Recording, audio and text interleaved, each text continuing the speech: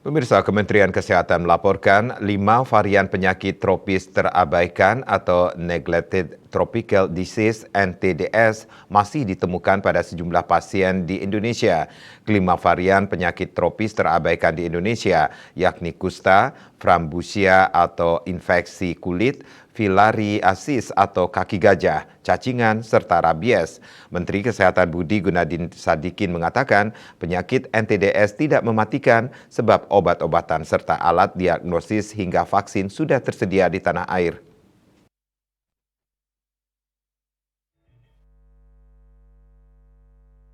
Kementerian Kesehatan atau Kemenkes melaporkan 5 varian penyakit tropis terabaikan masih ditemukan pada sejumlah pasien di Indonesia.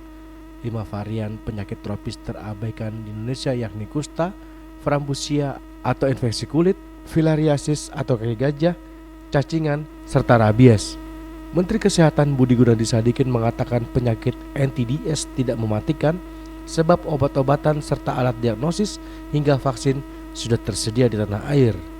Data Kementerian Kesehatan melaporkan per 24 Januari tercatat sebanyak 13.487 kasus kusta aktif dengan penemuan baru sebanyak 7.146 kasus.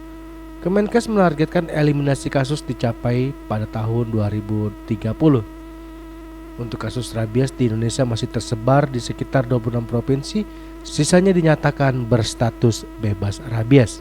Menkes Budi Gunadi Sadikin memastikan NTDs tidak mematikan, yang paling penting harus diperhatikan surveillance dan protokol kesehatan yang harus baik.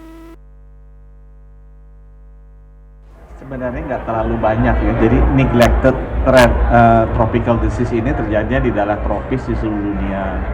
Dia jenisnya ada 20, di Indonesia tuh ada 5, plus baru dimasukin sama WHO rabies, jadi ada 6. Terjadinya ordernya sih puluhan ribu setahunnya, tidak terlampau banyak. Penyebabnya apa? Penyebabnya patogen, bisa virus, bakteri, parasit atau jamur. Nah, yang paling banyak di kita apa ya? Teman-teman pernah dengar kan kusta, frambusia, kemudian ada kaki gajah, ada cacingan, dan itu nggak ada vaksinnya karena sedikit. Jadi kalau dibikin vaksin nggak justify.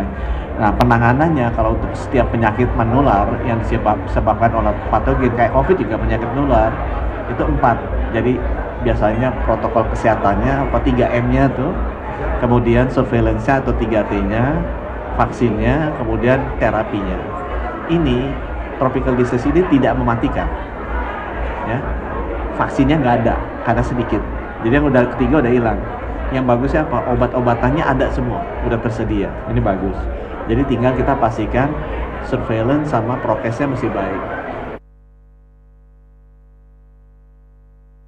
Dari Jakarta, Juli Suharto dan Ketut Sumadiasa melaporkan.